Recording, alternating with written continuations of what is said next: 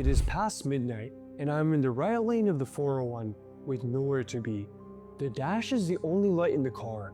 My phone is face down on the passenger seat. The radio has been off long enough that I have stopped noticing the silence, and what fills it instead is the hum of the cars going the other way that rise and drop as each one passes, over and over, like something breathing. Green exit signs come out of the dark, and without a second glance, are left behind. My hands are at 10 and 2, and I have not moved them in 20 minutes, other than a periodic tap on the steering wheel. Everything ahead of me felt like the dread you experience when hope had seeped out of your body, and everything behind me felt like a burden pulling me further and further in. I ran it so many times in my head that it was no longer a decision, but rather a foregone conclusion. As the car begins to veer off course, I simply resign myself to it. No one will miss me, no one will care. There's nothing left for me here. As the car inched closer and closer, all I could feel was an overwhelming sense of numbness. Then, out of nowhere, from the crevices of my dark and sullen soul, a voice echoed, "And whoever puts their trust in God, then He alone is sufficient for them." Certainly, God achieves His will. God has already set a destiny for everything. In truth, I did not survive that night because I suddenly believed. I'll come back to that. You, like we all do, suffer more in your imagination than in reality. You obsess over grand plans, and the moment failure arrives, you stop and tell yourself, this was not meant to be. You become overwhelmed by what may happen. The hypotheticals consume you to the point where you can do nothing but sit and let life pass you by. You fail to trust others until you begin to doubt the most basic of things. And eventually, with enough deliberation, you fail to trust yourself. And when a man fails to trust himself, he fails to do anything and everything. And you cannot continue this any longer, for you already know that if it continues, you'll not only lose everything you love, you will lose yourself as well. In truth, trusting yourself is harder than it sounds. I've been failing at it my entire life. Medical school, my work, my relationships. The things I actually care about, all of it buries me. And the question underneath it, will this work out? Will I make it out at the end? Always arrives at the worst possible time. It's somewhere in hour 3 of cue cards. On the walk home from a 9-hour shift, I cannot help but get nihilistic and run from it all. I have heard my entire life that if you trust in God, things will work out. But when it is you suffering through it, when it is you with no one to turn to, but a single straight highway road, it is a very hard thing to accept, as some things are in our control and others are not. But it is in our power to have no opinion about a thing and not be disturbed in our soul. We have the power to tie it and rely upon God.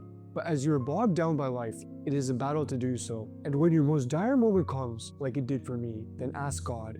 And if you seek it and truly desire it, God will provide for you from where you may least expect it. Truly, you do not will, except that God wills. And if God is all merciful, why would He put you through this? It's strange, is it not, that when you say that you believe, you expect to be left alone, untested, never asked to prove that the belief was more than a word, as you want the character without the thing that builds it. But it is precisely when you can no longer change a situation that you are challenged to rise to it and change yourself. And you will suffer, you will fail, you will get set back, and it is still on you to trust yourself and God through all of it, to know that at the end, you will come out better than you started. For there is no beauty nor joy in life without the overcoming of what you thought was impossible, as that is what makes us human, surpassing the limits we were certain we could not surpass. So learn to love the trials placed before you, the process, not the destination. Learn to remain calm and trust that no matter what occurs or what is taken from you, God will be there to guide you through it. Verily, with every hardship comes ease. Verily, with every hardship comes ease. Still, some nights, the weight of it feels impossible to move under. But God does not burden a soul with more than it can bear, for you may not know your capacity, but He does. As the burden is real, yet it is not meaningless, and it is on you to make it mean something. That is what it is to exercise your will to power, your will for existence, to choose in all the pain and suffering that no matter what happens, you will carry it towards something. As the disasters were going to strike anyway, so will you let the burden bear you? Or will you do what every man you admire did before you? Raise your shoulders and walk the path you are decreed to walk, for you will never know what you are capable of until you rise to the thing and overcome it, and you will keep resisting it because you have not yet realized that the resisting is the only thing standing between you and who you could be. And finally, do not confuse "I do not want this" with "I cannot bear this." For sometimes the burden is not the event, it is the account you are giving of it. Know that if the nation were to gather together to benefit you with anything, they would not benefit you with what God had already prescribed for you. At the last second, I pulled over. I sat on the shoulder of the highway with the engine running and the car still going past. And nothing about my life had changed. The pressure was the same, the uncertainty was the same. I did not suddenly believe in truth. What happened was smaller than belief.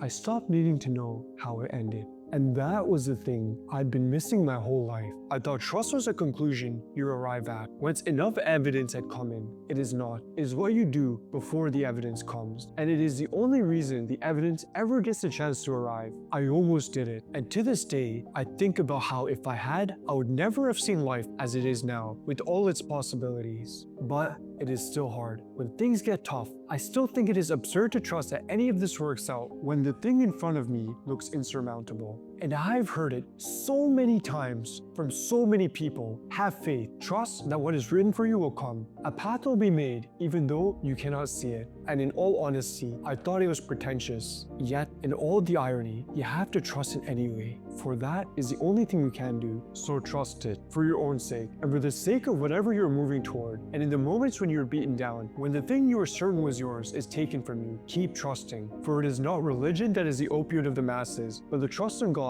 that makes this existence livable. Truly, wonderful is the affair of the believer, for there is good for him in every matter. And this is not the case for anyone except the believer. If something good happens to him, he is grateful, and that is good for him. Yet, if something harmful happens to him, he is patient, and that is good for him.